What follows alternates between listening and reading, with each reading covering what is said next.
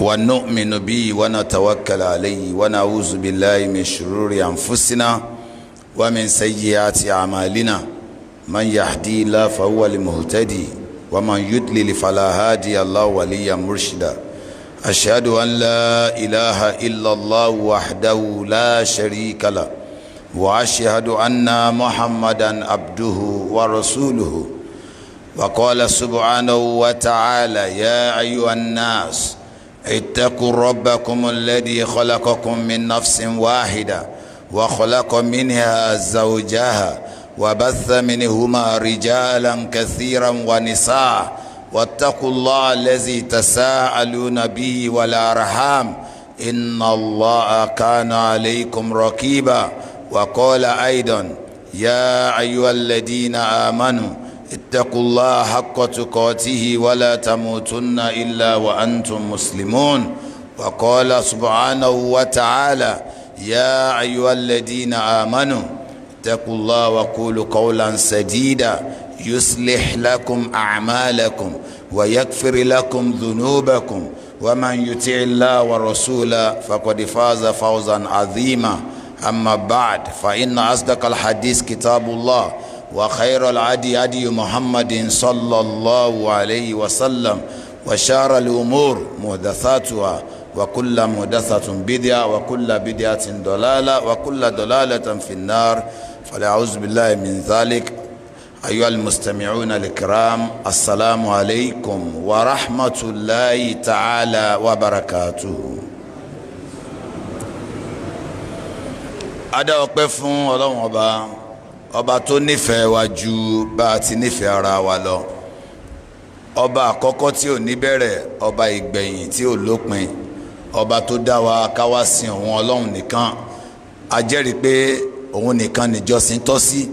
Bákan náà a jẹ́rìí pé òjíṣẹ́ ńlá Muhammad sallallahu alayhi wa sallam ẹrú Ọlọ́run ọba ni, òjíṣẹ́ Ọlọ́run ọba ni.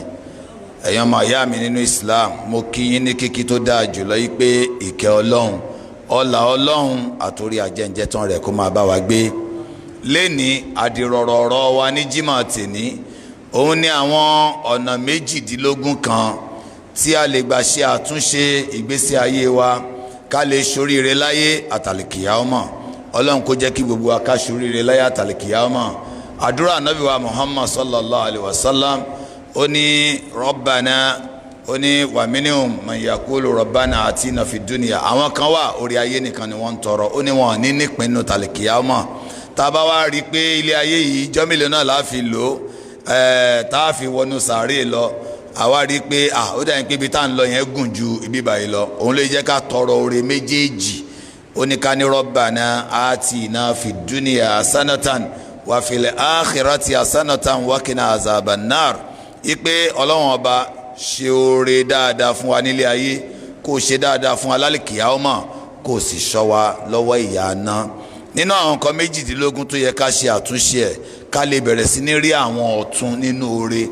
Àkọ́kọ́ òun ni ká fún Ọlọ́run lẹ́tọ̀ọ́ rẹ̀, ká rántí pé òun ló ṣe ohun tẹ́nìkan ò ṣe fún wa, òun ló dá wa.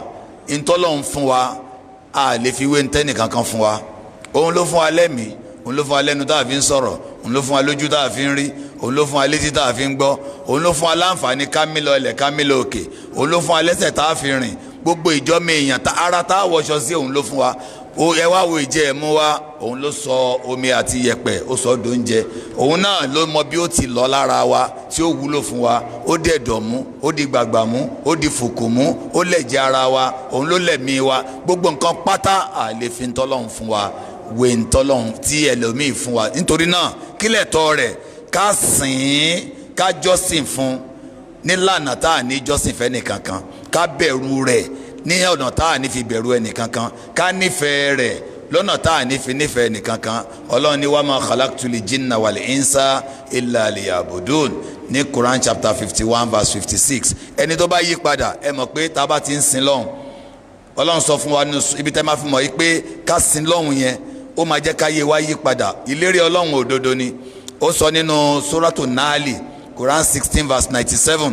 Ọlọ́run ní man amila soliha, ẹni tí ń bá ń ṣiṣẹ́ rí ìtumọ̀ ẹni tí ń kírun, ẹni tí ń gbààwẹ̀, ẹni tí ò ṣe ṣìnà, ẹni tí ò ṣẹ̀, tó bẹ̀rẹ̀ sí ní sìn mí Ọlọ́run ọba, tó sokùn ẹbí pọ̀, tó ń tọ́jú ọmọ òrukàn, tó ń tọ́jú aláìní, tí ń sọ dáadáa, tí ò bá tèèyàn jẹ́, tí ò sọ̀rọ̀ ẹ̀yìn, tí ò ṣẹ́ bọ́, gbogbo tèmi Ọlọ́run pè léèwọ̀ tó mú léèwọ̀. Ní Quran 16:97 Ọlọ́run ní man amila soliha, ẹnikẹ́ni tó bá ṣiṣẹ́ rere tó sìn mí min dhakarin aw untha, Ọlọ́run ní kò bá àjọkùnrin kò bá àjọbìnrin, wàhùwà mu'minun, tó bá ti jẹ́ni tó gbèmí Ọlọ́run ọba gbọ́, falanuhyiyannahu hayatan tayyiba, máa yí ayé rẹ padà sáyé rẹ.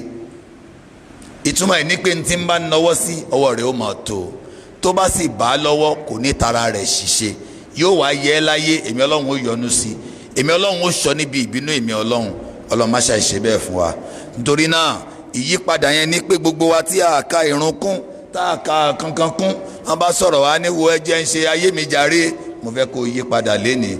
tó o bá ń ṣe nǹkan kan náà, in tó ń rí náà ló máa rí, ayé ó ti sú mi náà ló máa sọ. wàá dẹ̀ rí pé kò sí ohun tó o ṣe tẹ́nìkan ò ṣe rí.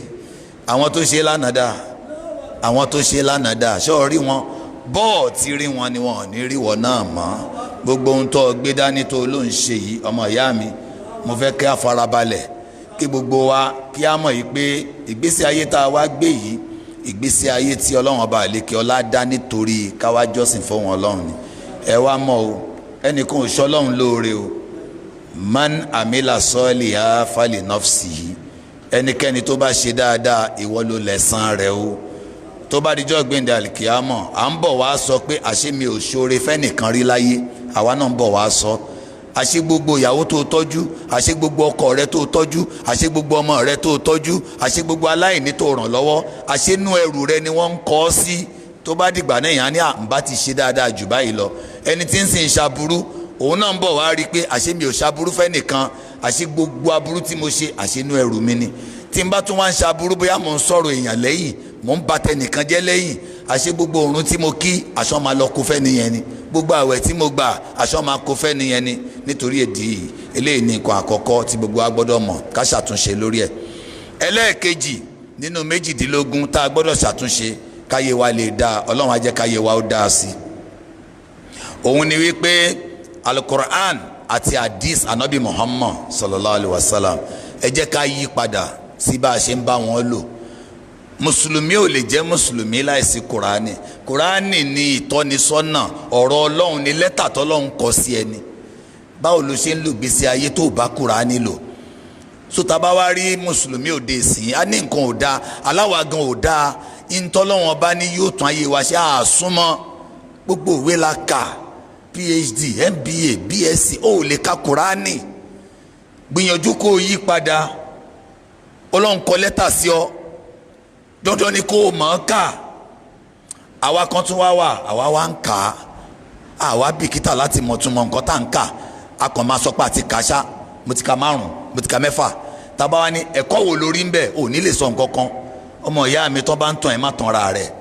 eléyìí ní nǹkan kejì tó gbọ́dọ̀ yí padà sí, nítorí pé ó ní kitabun, tíra kan ni o, anzalinahu ilayka, mo sọ kalẹ̀ fún ẹ mubarakun, káyé rẹ bá ní àlùbáríkà, kí ìbùkún bá sọ kalẹ̀ fún ọ. liyadabbaru ayati, mo fẹ́ kó máa ronú lórí ìtumọ̀ rẹ̀. wa liyatazakkara ulul albab, ẹ̀yin onílà káyè kẹtara rẹ̀ yí padà. so o tún wá wò ó tún wá sóríire orí English Quran tó lè fi mọ̀túnmọ̀ nǹkan tọ́lọ́wọ́n bá ń sọ. ó wá ká orí Yorùbá Quran ó ká. ẹni tó bá mọ Lárúbá tó mọ̀túnmọ̀ rẹ̀ ó lè ka Arabic Quran kó dẹ̀ gbọ́ yé. ẹni tí ò tí gbọ́ yé, tó bá ka English Quran tó fi gbọ́ yé pé Ọlọ́run ní backbiting kò dáa, ká sọ̀rọ̀ èèyàn ò dáa, ká sọ̀rọ̀ èèyàn lẹ́yìn ò dáa, ká bà tèèyàn jẹ́ ò dáa, ká máa kírun ò dáa. tọ́lọ́run sọ bẹ́ẹ̀ tó wá gbọ́ yé, tó wá yí padà fúnra rẹ̀, ìwọ ló ka Quran. èyí jẹ́ àtànra wa. bọ́bá ka Quran tó ọmọ tó ka ó sínú ẹni tó ka Quran. àti bá wọn tó ń ṣe bẹ́ẹ̀ ti pé làwa náà bá ń ṣe, nǹkan ò yí padà. bí ayé èèyàn ò bá dáa, àwọn ìgbésẹ̀ kan wà tó gbé tí ò jẹ́ kó dáa, kì í ṣe Ọlọ́run. àwọn nǹkan yẹn ló máa yí padà.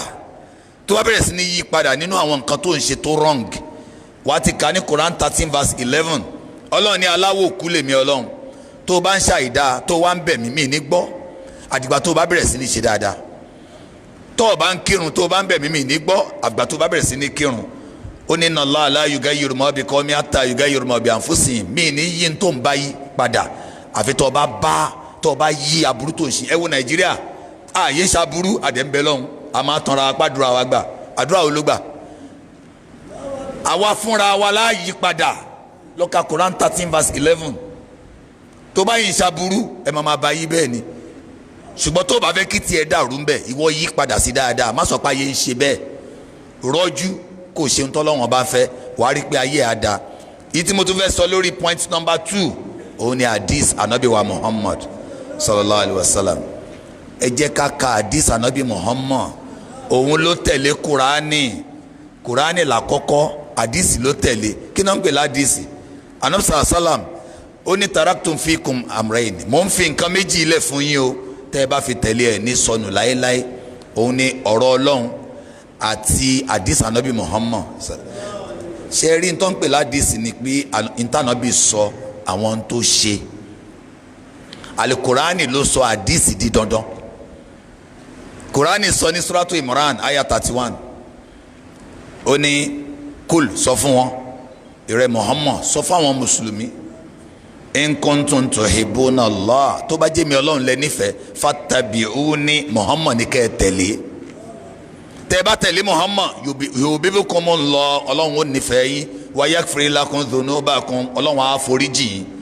báwo lẹ ṣe fẹ́ tẹ̀lé ànábì Muhammad ẹ máa béèrè báwo ló ṣe ṣe ní ìgbésí ayé wo ló ṣe bó ṣe jẹ́ olódodo tán bá fi nǹkan pamọ́ sí lọ́dọ̀ tí nǹkan tán fi sí lọ́dọ̀ tí kì í sọnù tán fi ń pè ní alamin ẹni ìfọkàntán inú àdìsí ló ti máa rí yẹn ọ̀rọ̀ náà ń pè ládìsí ọ̀rọ̀ ànábì Muhammad àwa tẹ́tí gbà wọn tó bá lò gbésí ayé ó lè ṣe Islam láìsí àdìsí ẹ wòrun táǹkì tán bá ní kẹ́ kírun ìrun àṣùbà pé ọ̀pá méjì ni ó lè rí inú Kùránì inú àdìsí ló ti máa rí pé rákà méjì ni inú àdìsí ló ti máa rí pé rákà mẹ́ta òun ni Magrib inú àdìsí ló ti máa rí pé ẹ̀ka méjì sókè ẹ̀ka kan jẹ́jẹ́ bá a ṣe ń pèrun yẹn ẹ lè rí inú Kùránì inú àdìsí lẹ ti máa rí ìkámọ̀ ẹ lè rí inú Kùránì inú àdìsí lẹ ti máa rí sẹ̀mí aláàlì máa mídà kò sínú Kùránì inú àdìsí ló wà Rabbana wa lakal hamdu kò sínú Kùránì inú àdìsí ló wà tabaruku ká ṣe subhana rabbi alazim lẹ́ẹ̀mẹ́ta kò sínú Kùránì inú àdìsí ló wà kí ló fà tá àdìsí ànábì Muhammad fi ṣe pàtàkì fúnra Ọlọ́run ló sọ nù Kùránì pé àfikẹ́tẹ̀ ládìsí yẹn ó ní lakọ ní suratu Ahzab Quran 33:21 Ọlọ́run ní laqad kana lakum fi rasulillahi uswatun hasana àwòkọ́ṣe rere tó dáa jù fún yín bẹ nínú ànábì wa Muhammad òun ni kó wòkọ́ṣe kó lè jẹ́ ni re kọ́ rẹra rẹ̀ ńlẹ̀ bó ṣe rẹra rẹ̀ ńlẹ̀ àwọn àdánwò tó kọlù wàá rí pé kò torí ẹ̀ ṣìwàwù kó má bàa ṣìwàwù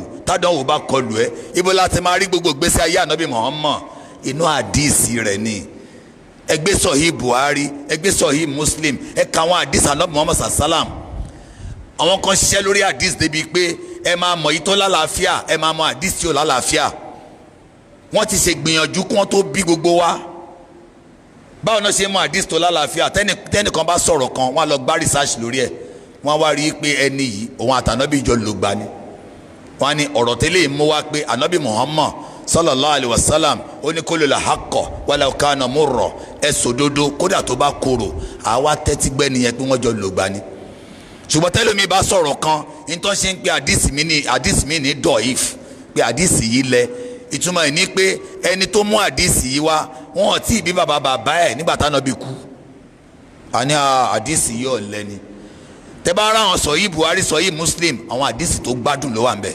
sọ̀hí náà pè wọ́n àwọn àdìsí tó yẹ kán fẹsẹ̀ múlẹ̀ ìtorí ìdí èyí bẹ́ẹ̀ ṣe ń gbé Kùránì tẹ́ bá ti gbálàyé ẹ̀ Kùránì ni ẹ lọ wo báwo lànà bí ṣe ṣe é òun lè ṣe máa ráwọn ọ̀run kan sọ̀látù dùá irun dùá báwo la ṣe máa kí àdìsí ló máa ṣàlàyé sọ̀látù ṣùrùk irun pé tí òrùn bá yọ báwo la ṣe máa kí tó lẹ́ni tó bá kí yóò gba aládé ẹni tó bá nàbí ṣe ájì àti umra sọ̀látù dùá nọ́fìlà tá a máa yàn láago mẹ́wàá yẹn ó ní ẹni tó bá kí yóò gba aládé ẹni tó ṣe sádàkà nígbà 1,360 inú àdìsí láti máa rí gbogbo ọ̀nà tá a fi ń ṣe sàárà àti ń gbà torí náà ẹ má gbógun ti àdìsí tẹ́yìn bá ti gbọ́ àdìsí yé ẹ wá fẹ́ ṣàlàyé pé àwọn àdìsí kan wà tó lẹ mùsùlùmí tí ò mọ nǹkan kan rárá tí ẹ bá ti gbọ́ pé ẹ ti ẹ̀ sọ nǹkan tó bad nípa hadith kò ní ka hadith mọ́ ẹ dáràn níwájú ọlọ́run nìyẹn. ẹ má jẹ́ ká mọ̀ táàkà ìmọ̀ ẹ jẹ́ ká bẹ̀rù ọlọ́run bá ti ń táàkà ìmọ̀ yẹn à ń bá yé àwọn mùsùlùmí tí ò mọ nǹkan kan jẹ́ tá a bá sọ̀rọ̀ ọ̀rọ̀ míì a máa generalize ẹ̀. òun ló fà tó fi jẹ́ kí mọ́ṣáláṣí kan bàbá kan ní ẹjọ́ o kùránì ní kẹkà ń bí ẹ má kà díìsì ń bí o ṣé nípa ayé ti dàrú nìyẹn. ẹ jẹ́ ká bẹ̀rù ọlọ́run gbogbo tá a bá ń sọ ká rọra. kí ló dé tọ́lọ́ ní ká tẹ̀lé Muhammad ní Suratu Najmu Quran chapter 53 ọlànà bíi tẹ̀rí yẹn wa ma yantiqu anil hawa kì í sọ̀rọ̀ ìfẹ́ nu in huwa illa wahyun yuha ntẹ́ bá gbọ́lẹ̀ náà Nabi sàlám ọ̀dọ̀ ọlọ́run ló ti wá allamahu shadidul quwa èmi ọlọ́run mo yan olùkọ́ fún tí ń jẹ́ Jibril zumi rotin fastawa ẹni tó yẹ pé ọlọ́run bá dá lẹ́ni tí ó kò ṣàìsàn ó dúró déédéé wa huwa bil ufuqil aala àyè tó ga ló ti lọ gbà wá fún Muhammad summa dana fatadalla ń wá ń bọ̀ fakana qaba qawsaini aw adna tí ò wá ju ìgbọ̀nwọ́ kan láàrin wọn àti Muhammad lọ fàáwá ilà abudiyi ma awha ó wá jíṣẹ́ fún Muhammad iṣẹ́ tọ́lọ́wọ́n bá rán ma kásábàlì fuadu ma rọ̀ á ọkàn Muhammad parọ́ lórí nítorí afatuma oruna hu alama yàrá ẹ fẹ́ máa bá jiyàn lórí nítorí ni sallallahu alayhi wa sallam. ẹ jẹ́ àyípadà Quran àti hadith bá ṣe ń kàwé yẹn ká kéwú dáadáa so that we can understand ní jẹ́rú ayé nǹkan ayé wa à lè ṣẹ̀sìn yẹn pẹ̀lú ìmọ̀ gbogbo nǹkan là ń kọ́. tó bá kọ́ṣẹ́ kápẹ́ntà ló lè ṣiṣẹ́ kápẹ́ntà tó bá kọ́ṣẹ́ télọ̀ ló lè ṣiṣẹ́ télọ̀ wàá kọ́ ẹ̀sìn kó tó dẹ lẹ́sìn ọlọ́run má ṣe wálé lẹ́sìn. ẹni tó kàwé dáadáa tó gbọ́n a máa sọ pé ẹ ṣe ráwa yìí àwa ò kéwú. You should not be proud of that. You lose nothing. kí ni túmọ̀ àwa ò kéwú kí ló fẹ́ fi yẹn yé ó wá sọ̀rọ̀ ẹ dẹrú àwọn kan tán lè ṣì kéwú tú fún ẹ. What is in it kí ló wà nù kéwú kò sí nǹkan kan bẹ́ẹ̀ tó bá kọ́ lọ́wọ́ bẹ́ẹ̀ kún ayé ẹ. àìpẹ́ ìta ṣe online class àwọn tó wà ń bẹ́ ń sìn wọ́n ju 900 lọ ìyá kan 80 years old ni kò lè ká lift tó join wa ó wà náà wọn tó ṣe wòlímọ̀ 80 years old.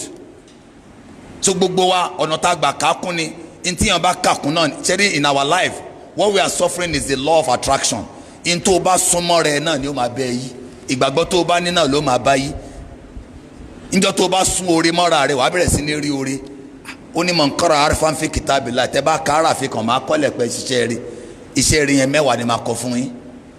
ẹlẹ́ẹ̀kẹta tó yẹ ká yí padà nínú ètò ìgbésí ayé wa ọlọ́run bá lè kí ọlá má ṣe ṣe dáadáa fún wa òun ni ká mọ̀ pé kí ló pàtàkì láyé yìí ná. ó dáa ká kọ́lé ó dáa ká bímọ ó dáa ká lówó gbogbo ń tàn wá ọlọ́run má ṣe ṣe fún wa.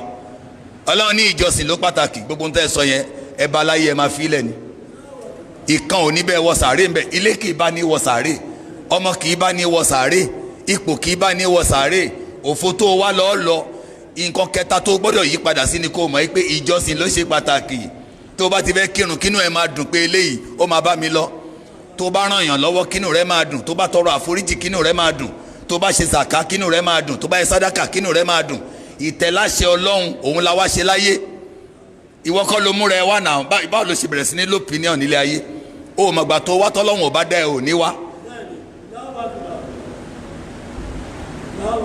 bọ́lọ́n bá sì mú ẹ kúrò ẹ̀dá tó máa ní kó má kúrò láyé òsì ìjọsìn ló ṣe pàtàkì ẹ jẹ́ kí yẹn máa tóbi lẹ́mìí wa ẹ rí i pé gbogbo nǹkan tó kó hypertension sí wa lẹ́mìí kì í ṣe tọ́lọ́hún ní a ṣe o èyí tá a yàn fúnra wa ló kó hypertension sí wa lẹ́mìí o àwọn nǹkan tá a yàn fúnra wa ni o ìwọ lọ́wọ́ tọ́lọ́hún ní kò ṣe ìbàlẹ̀ ọkàn ló wà ń bẹ̀ ìrun tá a wá kí ń sìn tá ni ò lè kírun èló nírun èló lẹ́sán ẹ̀yin ẹ̀wọ̀n tọ́lọ̀ ń paláṣẹ ọkàn ẹ̀ máa balẹ̀ tó máa fi kú ni ṣùgbọ́n tó bá lọ wọ àwọn nǹkan tó fún ẹ problem ìwọ ni nínú kí ilé ibi tó ń gbé máa tẹ̀ ẹ́ lọ́rùn kó ní mo fẹ́ máa gbé bí báyìí ìwọ ló kó rẹ̀ sí wàhálà inú kí mọ́tò tó ń wọ̀ BRT kò tẹ́ ẹ lọ́rùn mọ́ ìwọ náà fẹ́ ní mọ́tò ìwọ ló kó rẹ̀ sí wàhálà ọlọ́run ò fi ṣe condition àlìjọ́nnà ó fún ẹ lọ́mọ kò fún ẹ lọ́mọ olóhùn ò bá tiẹ̀ jẹ́ gbogbo tí ń bá fún ẹ lọ́mọ kò sí dì ó náà láyé kí á ti kàn gbogbo wa òun ló ṣe ní kò sí àtọ̀ náà ẹni tó bí àtẹni tó bí èmi ọlọ́run wa dán yín wò ni so tí n bá fún ẹ mò ń dán ẹ wò ni tí n bá fún ẹ mò ń dán ẹ wò ni wá gbọ́ o ẹni tá a wá fún lọ́mọ ó tún lè ṣáájú ẹni tá a fún lọ́mọ wà lìjánná látara ọmọ ó nítorí pé ọmọ tí tọ́lẹ̀ máa fi wà lìjánná kì í ṣe ọmọ bíbí so tó bá tọ́ ọmọ tí kì í ṣọmọ tiẹ̀ wàá wà àlìjánnà. tó bá yẹ pé ká tọ́ ọ̀yàn ni kò sẹ́ni tó ní bùkátà sọmọ o. ọmọ kúnlẹ̀, ọmọ Ìgbò ti tọ́ ni, ọmọ Haúsá ti tọ́ ni, ọmọ Yorùbá ti tọ́ ni, ọmọ ẹ̀gbọ́n wa, ọmọ àbúrò wa, ọmọ ẹni tá a mọ̀, ọmọ ẹni tá a mọ̀. tá a bá tún wá lọ́mọ ọ̀dọ̀ á wà tọ́ bí ọmọ wa, yóò wọṣọ tá à ń wọ̀, yóò jẹun tá à ń jẹ.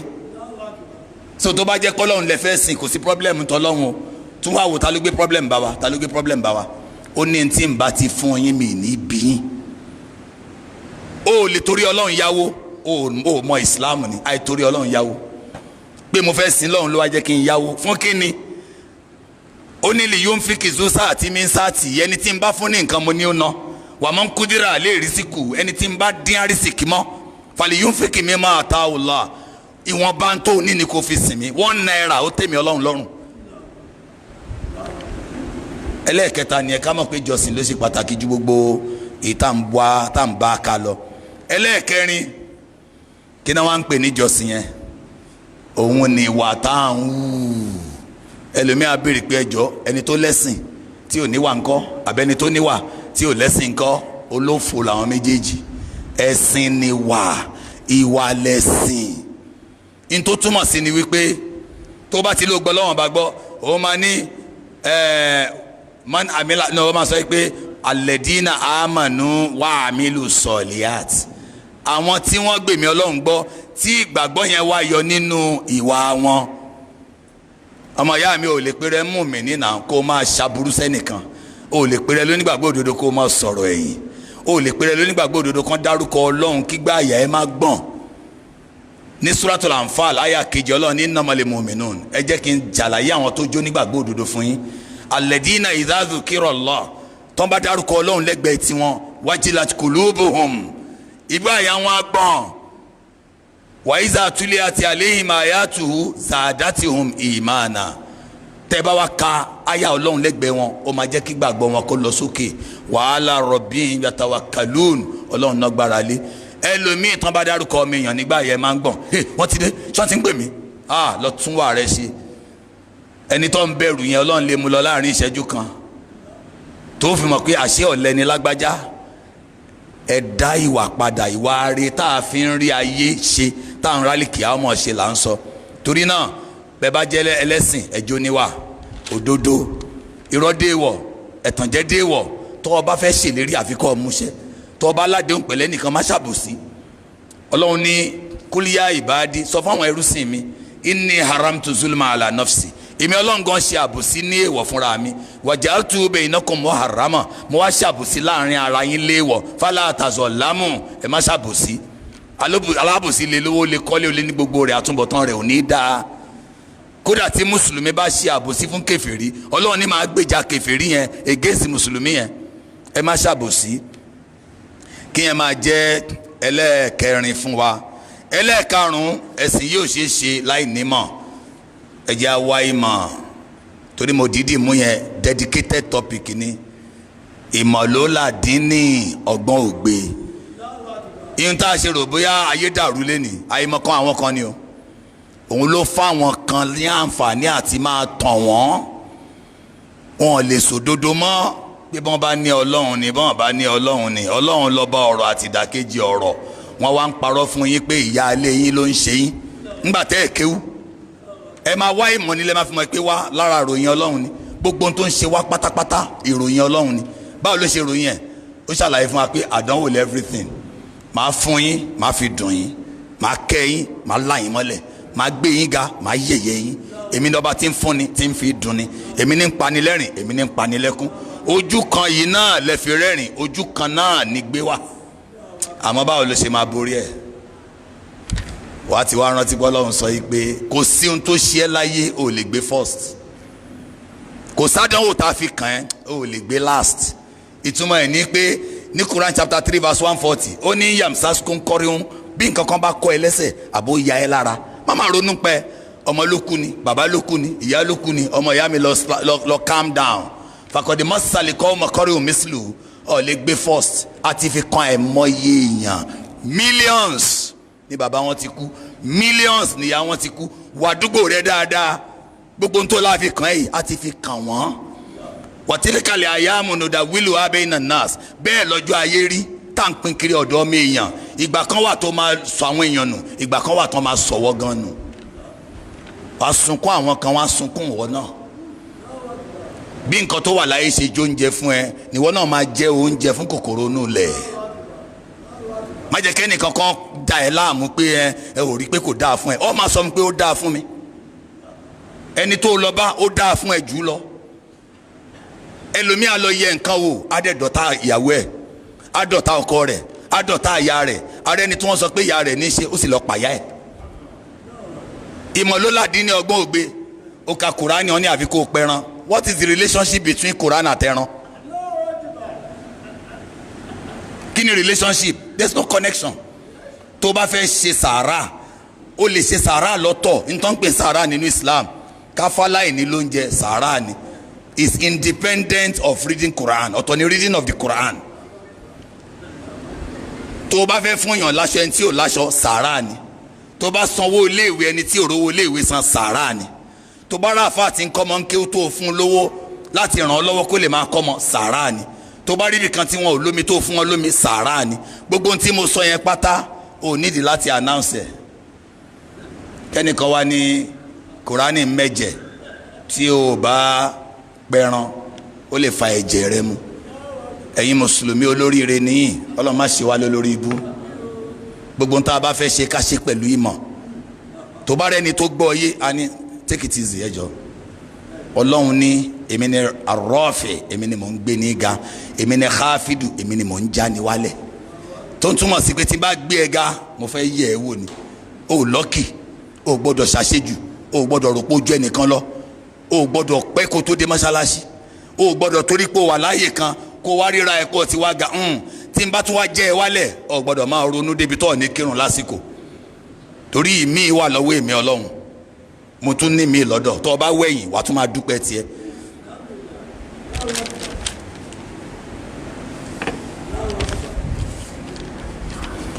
bákan náà ẹni tó wá fẹ́ ṣoríire láyé fẹ́yìn tẹ̀sẹ̀ ń wọlé àkọlé ọ̀rọ̀ wa ni pé àwọn nǹkan méjìdínlógún wo ló yẹ ká ṣe láti tún gbèsè ayé wa ṣe àwa wà lórí ẹlẹ́ẹ̀kẹfà Ọlọ́run ní takula wa kúnnù máa sọ dìkì ẹ̀wẹ́ ni ire bá rìn ọ̀pọ̀lọpọ̀ ẹni tó ṣì àwọn èèyàn lọ́nà ẹni tí wọ́n ń bá rìn ni ẹ̀wẹ́ ni ire bá rìn àǹfààní ẹni ire ni pé tó o bá ń ṣìṣe yóò máa rán ẹ létí pé ọ̀rẹ́ mi eléyìí ò dáa ṣùgbọ́n tó bá jẹ́ ní ibi ni yóò máa gbóṣùbà fún ẹ pẹ̀lú bó ṣe ń ṣìṣe tọ́ba wa ní ká bẹ́ẹ̀ ni ire bá rìn lẹ́yìn ọmọ èèyàn tá a rí physically ní social media companion rẹ ní social media is a function of who you are ẹni tó fi ṣe friend in tó bá ń rí ló máa rí tó bá jẹ́ ni tó ń wo ìhòòhò àwọn èèyàn wàá máa rí ìhòòhò àwọn èèyàn tó bá jẹ́ ni tó ṣe pé ìwàkiwà ló ń wù àwọn oníwàkiwà ló máa rí ẹ lọ unfollow ẹni tó bá mú yín gbàgbé Ọlọ́run ọmọ ìyá mi ayé yìí máa unfollow òwò náà máa padà unfollow ayé generally torí wàá padà wọ sàárè bẹ́ẹ̀ má jẹ́ kẹ́nikẹ́ni ṣì ẹ́ lọ́nà tó bá ń ṣìṣe tó bá ń kí ẹ sọ fún wọn pé ẹ ń ṣì mí lọ́nà tó bá ń pè ẹ́ lórúkọ tó jẹ́ sọ fún wọn pé Ọlọ́run nìkan ní ń jẹ́ bẹ́ẹ̀ ẹ̀wẹ́ ni ire bá rìn Ọlọ́run bá kó ṣe wá lẹ́ni ire ìwà keje tó máa wù òun ni pé mọ̀ pé ẹni tó ní àsìkò tí kò mọ̀ òun ni ẹ Ọlọ́run lóhun dálé ayé ó wá pé gbogbo ẹ̀ ní ajali musamma ó ní gbogbo wa la ló ń kà bí mo ṣe wà yìí ó ní iye ọjọ́ tí mo jẹ́ èmi ò wá mọ̀ Ọlọ́run nìkan ló mọ̀ ẹ̀rí pé tẹ́ bá rí product yẹn ò lè mọ̀gbà tó ń ṣeun kò lè mọ̀gbà tó máa expire producer or the manufacturer ló máa kọ sí lára pé a ṣe lọ́jọ́ báyìí ó máa expire lọ́jọ́ báyìí Ọlọ́run ti mọ̀ tẹ́nìkankan wá ó ní walakọ̀dé alimna li mustakdimina minkum walakọ̀dé alimna li mustakhirina ó wá háìdì ẹ̀ fún wa káwa máa mọ̀ ká lè ṣe gbogbo iṣẹ́ bí ìgbà tó ṣe pé ọ̀la ni ó tán kò fẹ́ kíkú surprise wa ó rán ànábì Muhammad sí wa tẹ́ bá lọ wo ìgbẹ́ Suratul Luqman ó ní wa ma tadri nafsun maza taksibu gada kò sẹ́nìkan tó mọ tí ó ṣe òun lọ́la is a powerful statement kò sí ẹnìkan tó mọ ohun tí ó ṣe òun lọ́la. Mo dẹ̀ máa ń lo àwọn footballers. Mo ní ẹ̀ mọ ohun tí àwọn footballers tí wọ́n fi ń reserve àwọn kan sí second half torí wọ́n mọ̀ pé wọn bí ìyá referee kan dà tí ò ní allow second half. So wọ́n á ní ìwọ forward ló máa gbá o bẹ́ẹ̀ tí wọ́n eléyìí ò lágbára ju 30 minutes lọ.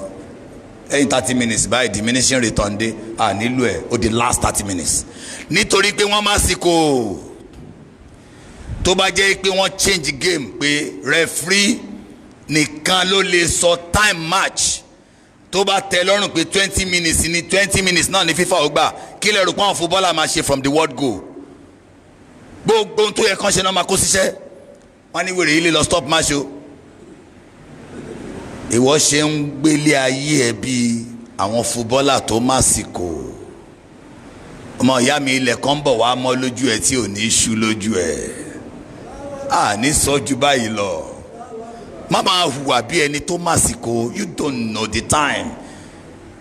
You were not aware of when you arrived. You will not know when you will depart.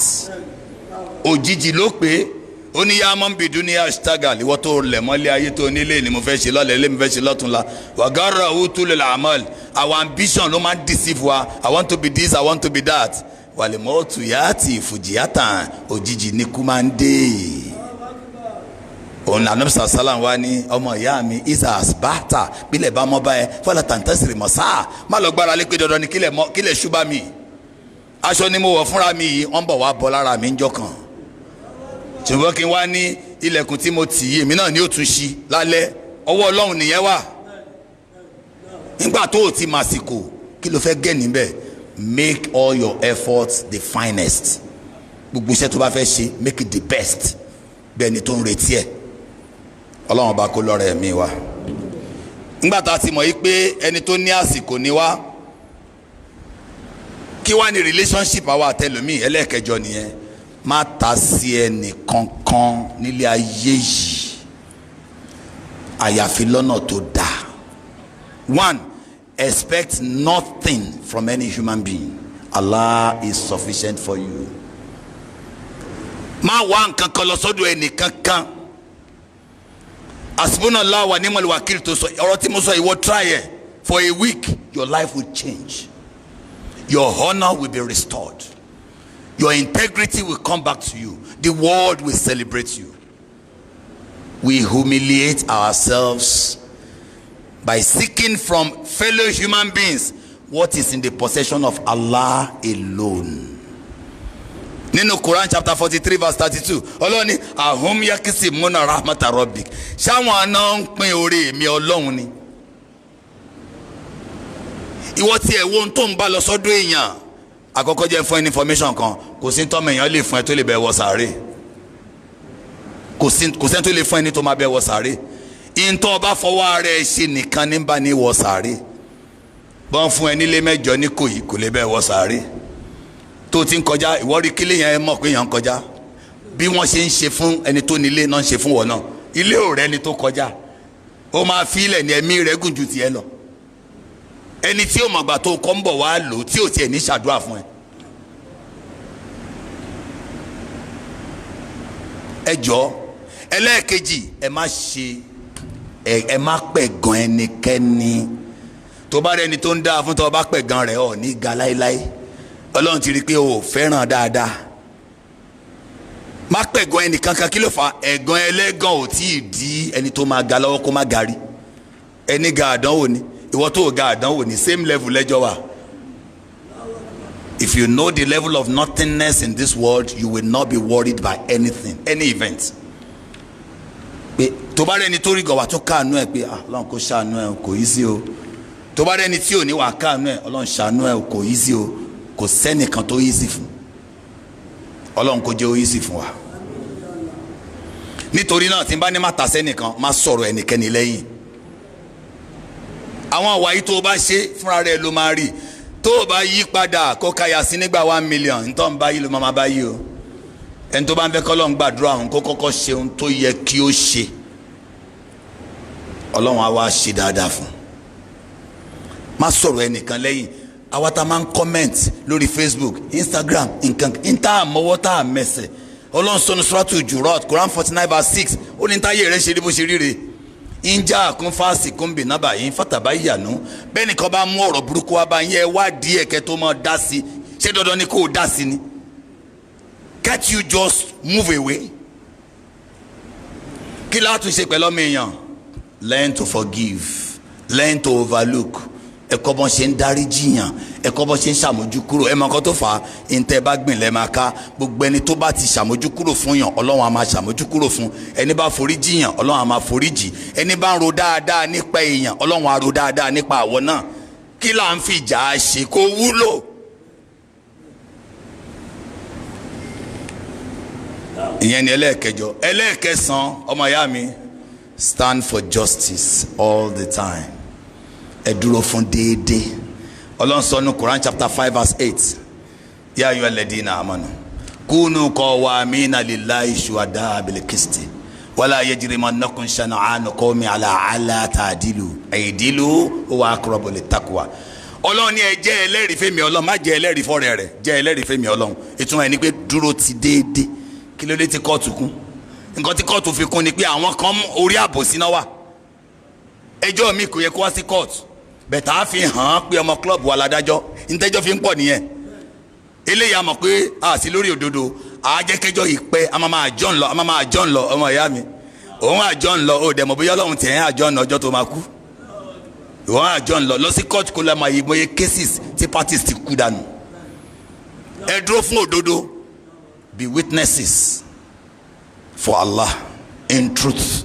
Ó ní wala yajrimannakum shana'anu qawmin, ẹ má jẹ́ kí ìkórìíra tẹ ní sáwọn ẹnìkan kó wá sún yín lọ síbi tẹ́ ẹ̀ ní ṣe déédéé. Ẹ ṣe déédéé huwa aqrabu littaqwa. Ìyẹn ni ẹlẹ́ẹ̀kẹsàn. Bákan náà lára tí ó tún jẹ́ ojúṣe wa tí a gbọ́dọ̀ mọ̀ tá a bá ti yí padà sí eléyìí ayé wa ti dá. Be satisfied with a little and save yourself from greed. Gbogbo tí mo sọ yìí àyà Kùránì ni. Ọlọ́run ní wa man yuqashu an-nafsi fa ulaika humul muflihun. Ẹni tó bá lè kápá ojú kòkòrò ara ẹ̀ ó ti ṣoríire. Ẹlẹ́n látara yànmùyánmú. Ká ní yànmùyánmú kan rọra ń pick díẹ̀ kó fly, ẹnìkan ò ní rí yànmùyánmú pa. Àmọ́ ń bi kó mú títí ó wá yóò kò lè lọ mọ́. Ó ti gbẹ́rù tó kọjá ẹ̀ bí aeroplane ṣe wà yẹn. Gbogbo nǹkan kọ́ ni plane lè gbé, òun náà ṣe ń wo kílò, wọ́n máa wo kílò. Tí plane bá kọjá tó bá gbé tó kọjá agbára ẹ̀ kò ní fly. Ìtorí náà kòtó tá n bá kiri kòtó, eléyìí ò tí tó mi, eléyìí ò tí tó mi, kòtó nìkan ló máa tó ẹ. Kòtò nìkan ló máa tó mi. Ẹ jẹ́ kí nǹkan kéékèèké tó wa. Báwo ni nǹkan kéékèèké ṣe máa tó wa? Because nobody owes me anything. Tí n bá ti mọ̀ pé ẹnìkan ò jẹ mí ní nǹkan kan, tó bá fún mi ní nǹkan kékeré báyìí, inú wa máa dùn. Ọ̀pọ̀lọpọ̀ ìyàwó wọn máa rìpọ́tù ọkọ wọn káàkiri. The man owes you nothing. Ọlọ́run ló fi ń sìn. Ọlọ́run ló ní kó gbalé. O lè fọ́ọ̀sẹ̀ kó lọ gbalé síbì kan fún ẹ.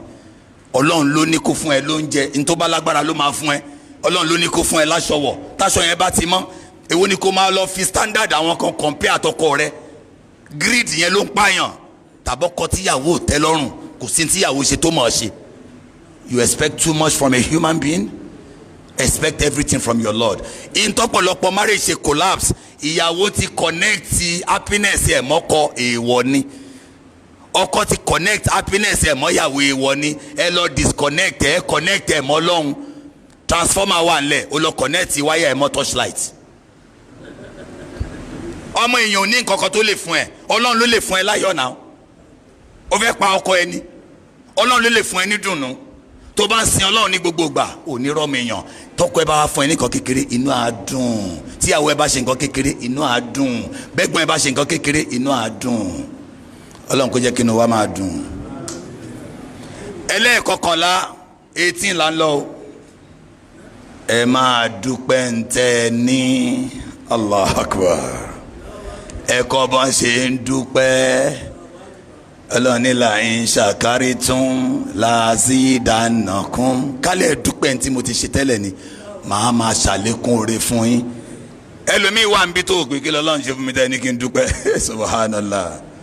ó ní wàyí ń tawúdù ní mọ́tàláì látò súwà tó bá ní kó ka orí ọlọ́run ò lè ká tán sórí brain yẹn lásán tó mọye millions of cells tó wà ń bẹ̀ tí kan bá ṣe mistake agbẹ́nìkan lọ sí hospital njọ́ kan wọ́n ní vein nìkan ló bẹ́ mi ti gbọ́rú èrì ṣé doctor kílẹ̀ ń try láti sọ yẹn wọ́n ní kíní àwọn ti rí inú scan ó bẹ́ ni ó bẹ́ so ta ni ò jẹ́ kí tèmi bẹ́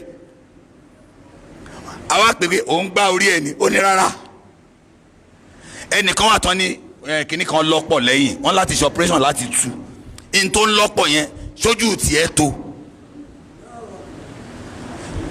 ẹnìkan wà tó ṣe pé brain nìkan ti dàrú gbogbo ẹgbẹ́ òsì ẹ̀ dẹ̀ switch off kò lè lo ọwọ́ òsì kò lè fetí òsì gbé fóònù kò lè Allahu Akbar talẹ́ni tó ń bá wa fọ́tí wá tí n bá tún ní kéèyàn dúpẹ́ máa ní ẹ wá o kì í ṣe ntọ́lọ́hún ṣe nìkan lẹ́ máa dúpẹ́ sí o ẹ dúpẹ́ lórí ntọ́lọ́hún ò ṣe kí ni túmọ̀ yẹn dúpẹ́ ntọ́lọ́hún lágbára àti ṣe tó mọ̀ọ́mọ̀ tí ò ṣe lára ntọ́lọ́hún lágbára àti ṣe tí ò ṣe ó lágbára kí n dìde láàárọ̀ yìí kí n sì má lè débi báyìí mọ́ ó lágbára kí n fẹ́ jí kí n má jí ó lágbára kí n sọ pé mò ń bọ̀ ní jímọ̀ kan ní ọ̀nàrẹ́bù yẹ̀pẹ́ má ti wọ yẹ̀pẹ́ ó máa ma kò ṣe é nì ìwọ wọ mọ́tò nígbà tá a wà House of Assembly nbí first year mi ní Allen Junction yẹn ẹnìkan ó wọ kíní bank àwọn sáré bọ̀ láti wá ṣe sitting ni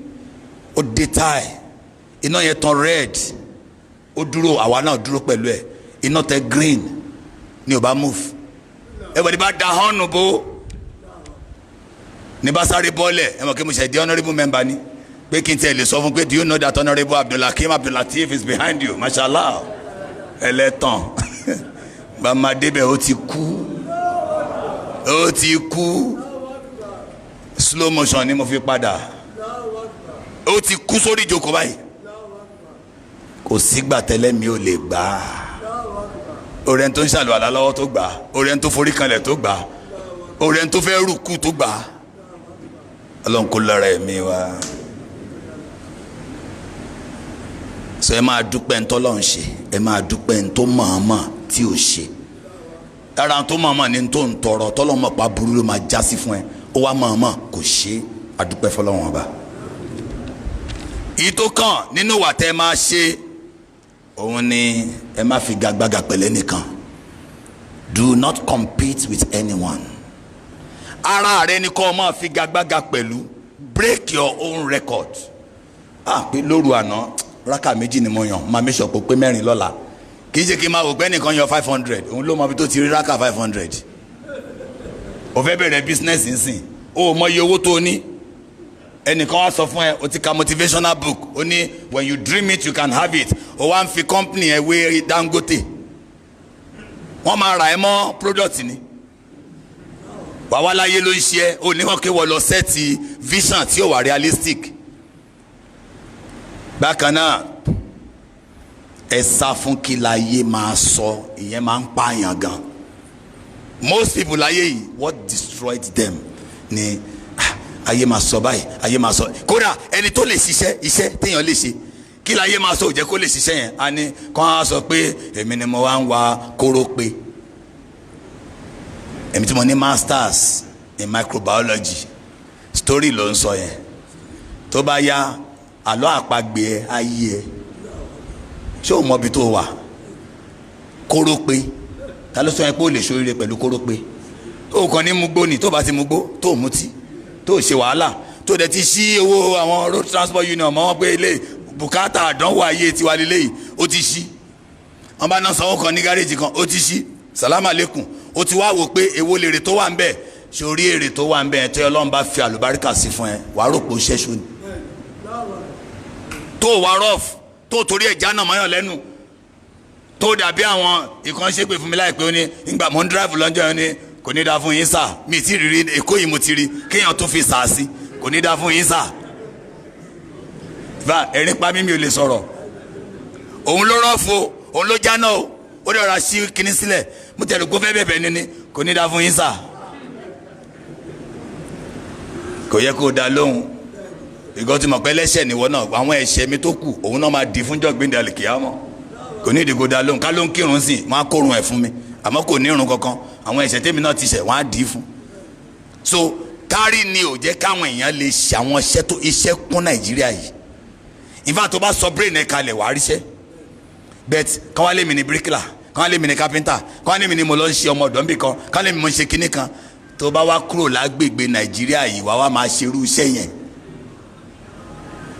ọmọ ìyá mi ẹ sá fún kí láyé máa sọ ẹ wá yí padà sí kí lọ́lọ́run ó sọ wọ́n sọ ti ṣiṣẹ́ tó wà halal ẹ wo levels la wà ń bí level 1 level 2 level 3 level 4 level ọlọ́ọ̀ ni mo fi ṣẹlẹ́rìí level kan ojú kan lọ owó là ń wá kí lówó tá à ń wá yẹn yẹ̀pẹ̀ la fẹ́ fi rà ìrẹsì tá a fi rà yẹ̀pẹ̀ ilé tá a fi kọ́ yẹ̀pẹ̀ gbogbo tá a fẹ́ fi ṣe yẹ̀pẹ̀ ni àwa gan náà yẹ̀pẹ̀ la máa wá jẹ́ ńjọ́ bá wá kí wa sínú yẹ̀pẹ̀ èèyàn jẹ́ level 17 kò túmọ̀ sí kébù káàtà ẹ̀ tó level 12 mi o oníkálukú dẹ̀ lọ̀gá wàá rí i pé level 17 yẹn level 16 pè ní ọ̀gá mi level 16 yẹn level 15 pè ní ọ̀gá mi level 1 tó wọ civil service yìí láàrin àdúgbò rẹ̀ kílẹ̀ mọ̀tọ́ ń pè é ọ̀gá ni alákọ̀wé ni aláwùsá ló ti ń ṣiṣẹ́ ọ̀gá lóníkálukú láàyè ẹ̀ ò amọ̀ntọ́ lọ́n fẹ́ kó mọ̀ irú ọ̀gá yẹn kọ́ lọ́n fẹ́ kó jẹ́ o ó fẹ́ kó jẹ́ ọ̀gá fún ara rẹ̀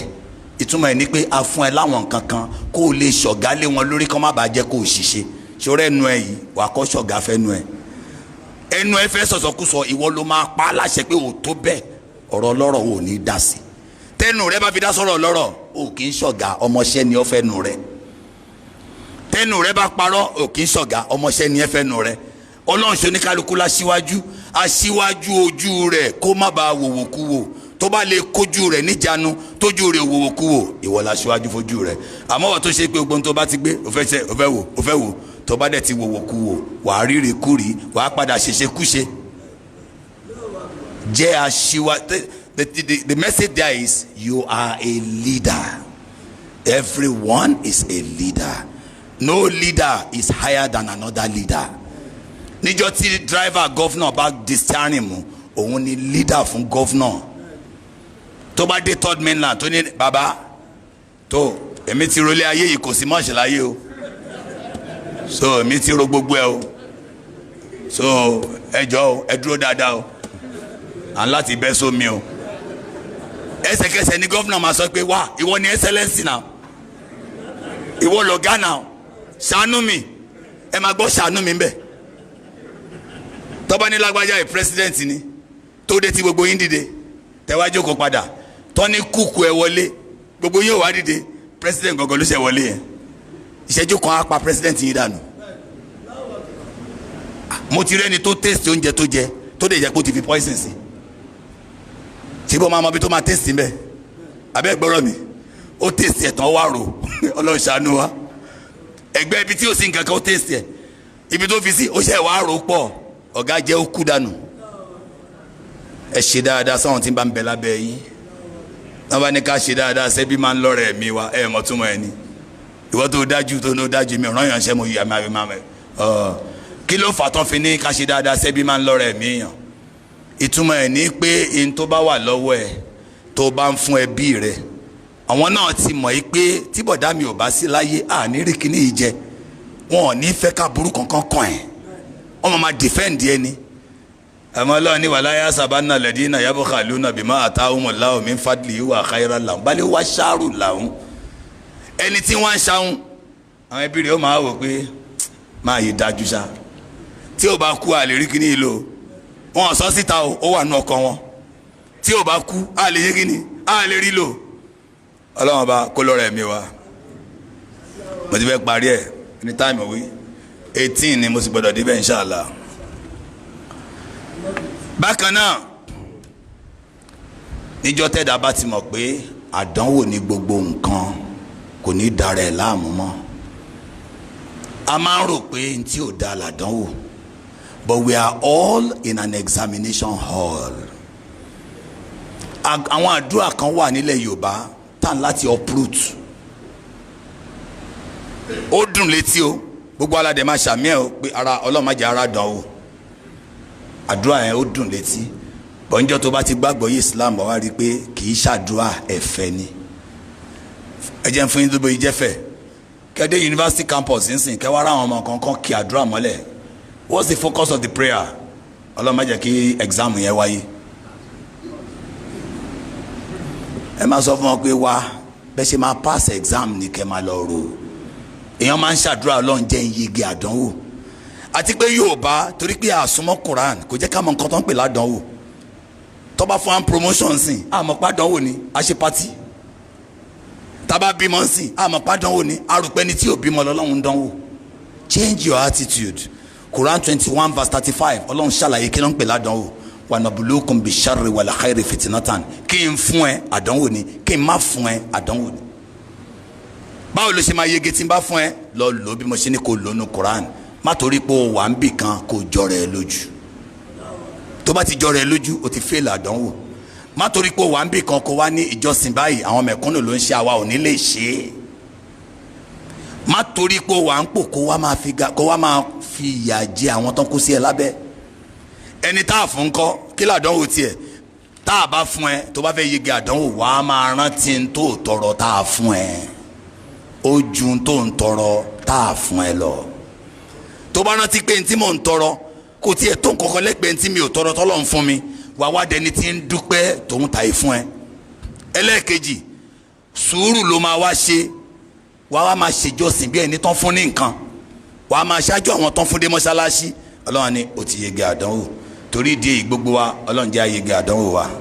tó bá fún wa lọ́mọ àdánwò ni ẹ̀yin náà rí pé tẹ́ ti bímọ ìdààmú ni lójoojúmọ́ owó skul èyí tí ò bá jẹun wàhálà ó ti jáde kò tí ì wọlé wàhálà nítorí pé ládánwò nìyẹn kò sí ní tó ní àdánwò ni Ọlọ́run á jẹ́ ká yege àdánwò. bákan náà a ní nọ́mbà 15 tó bá fẹ́ káyé rẹ̀ dáa máa rántí kú.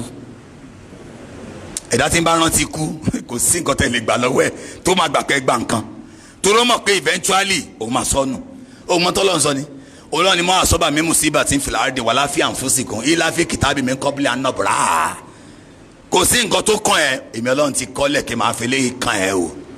ó ní nazalika alalayi yasir ó rọrùn fẹ́mi Ọlọ́run láti ṣe bẹ́ẹ̀ kí ló wá ṣe àṣírí ẹ̀rí lèkèyílá tá a sáwó àlámà fàtàkùn Ọlọ́run ni mo ṣe léèwọ̀ ẹ má banújẹ́ lórí ntẹ́ ẹ lé tẹ́ ẹ bá mo ṣe léèwọ̀ tàbí tó ti lé tó ti bá tẹ́lẹ̀ tó jábọ́ mọ́ ẹ lọ́wọ́ ẹ má ronú pa ẹ sọ kankan nù wàlá táfúra òbí má àtàkùn mo tún ṣe léèwọ̀ má yàyọ̀ pọ̀rọ̀ má dunnú àdùn jù lórí ntó lé tó bá ọ̀bá nkankan.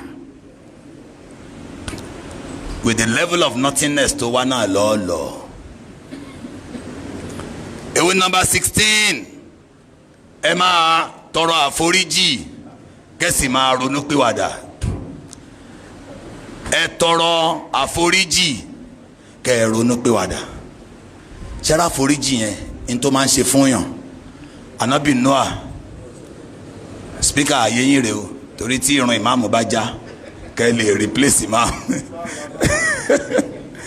Ọlọ́run bá àlékè ọlá ń sọ fún wa kálẹ̀ ń tọrọ àforíjì ni yurisili sama aleikum midrara wa yumdidikum bi amwalin wa banina wa sẹ́rí tí òun jẹ́ kádùrà gbà òun lè ṣe tíyàn bá wà ronú pé wàdà Ọlọ́run àwa máa ṣe oríṣiríṣi fún gàgá ní àforíjì tíyàn bá lè tọrọ àforíjì kì wá ń ṣe gbogbo ẹni tó tọrọ àforíjì lọ́lọ́run máa dáríjì ẹ mọ̀ nǹkan tọ́lọ́run sọ Ọlọ́run ní tó bá tọrọ àforíjì kó wá túbá ìyàtọ̀ wà nù Ọlọ́run foríjì mi àti ìrònú pìwàdà tó bá wà ronú pìwàdà kò sí bẹ́ṣẹ̀ ẹ ṣe lè tó láyé yìí ẹni tó bá lè túbá ó ní àtàìb mìíràn zambi kamala zambala o lọ́dún mi Ọlọ́run bẹ́ẹ̀ nípẹ́ nìyẹn ò ṣẹ̀mí rí ni ẹ lo àǹfààní Ramadan Ọlọ́run ọba aláàánú lọ́lọ́run o ọba ẹ mọ̀ kọ́ mi yàn tá a bá ṣọ́ mi yàn ó máa rántí Ọlọ́run ní ṣorí gbogbo ìṣẹ́ tó ti ṣẹ̀ bó ṣe tóbi tó mọ̀ ń sọ ọmọ Ramadan ìmánà wa ti sábà tó bá fi gbààwẹ̀ Ramadan yìí bí mo ṣe ní kó gbà pẹ̀lú ìgbàgbọ́ kí ni ìtumọ̀ rẹ̀ o ò ní fi irun ṣeré náà ń pè bẹ́ẹ̀ o ò ní fáwọn ìjọsìn tó kù ṣeré ọmọ súnmọ́ Kùránì ìtumọ̀ ìmánà nìyẹn onígbàgbọ́ nu Ọlọ́run onígbàgbọ́ nu ọjọ́ gbẹ̀ndẹ̀ àlìkìyámọ̀ onígbàgbọ́ nu gbogbo tọ́lọ́run bá sọ o mẹ́tọ̀ Ọlọ́run lẹ́tọ̀ o méèwọ̀ Ọlọ́run léwọ̀ wà ti sábàn o wá ń retí ẹ̀san kí ló mọ̀ tọ́lọ́run máa ṣe gufira Allahu ma taqaddama min zambi ọlọ́run ní gbogbo ẹ̀ṣẹ̀ tó ti ṣẹ̀ mí máa parẹ́ ọlọ́run kò ṣe bẹ́ẹ̀ fún gbogbo wa. So ìyẹn ni number 16. Number 17 ẹ máa fàdúrà ṣeré. Ó ní àwọn àdánwò tó máa ṣe yín àtòkè làwọn yẹn ti ń bọ̀, àdúrà tẹ́ ń ṣe àti ìsàlẹ̀ nìyẹn ti ń lọ sókè. Ó ní ẹ ṣàdúrà gan, àtàdúrà yín àtàdánwò yín ó máa wọ̀ yá àjà nínú sánmọ̀. Ó ní ẹ ṣàdúrà gan kó lè la àdánwò yín mọ́lẹ̀, ọlọ́run má ṣe la àdánwò wa mọ́lẹ̀. Ní ìparí, gbogbo be charitable, gbogbo dáadáa tẹ́ ń ṣe ẹ má jáwọ́ rẹ̀. Ṣẹ́rí nǹkan kan wà nípa sàdákà, ọ̀nà mẹ́ta ni. Gbogbo ohun tó bá ṣe fún yàn ó lára ẹ̀ ló ṣe fún ẹ̀dínmọ́. Ṣé mọ̀ kí mo sọ lẹ́ẹ̀kan mo níjọ́ gbéǹde àlìkìyámọ̀ à ń bọ̀ wá rí pé àṣemì ìṣòro fẹ́ nìkan, àṣàrà mi ni mo ṣe fún, gbogbo ẹ̀ náà mà kọ sínú ẹrù mi yìí.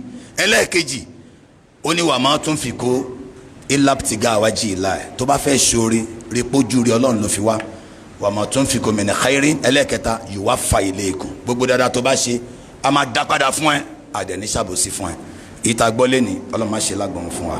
Aqulu qawli hadha astaghfirullahi li wa lakum.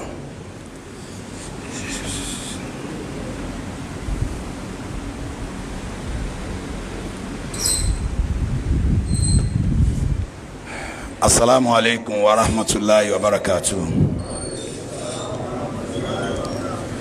We have mentioned the 18 ways of changing our attitude. Please let us make use of it. I understand, all of us here, we understand Yoruba. So anyone who does not understand Yoruba, you get someone to translate that lecture because our time is fast spent. We pray that Almighty Allah will bless our country, Nigeria, give our president good health, all members of the National Assembly, Federal Executive Council, Federal Civil Service, and all Nigerians. We also pray for our governor in the state, the deputy governor. We pray that Almighty Allah will continue to bless both of them.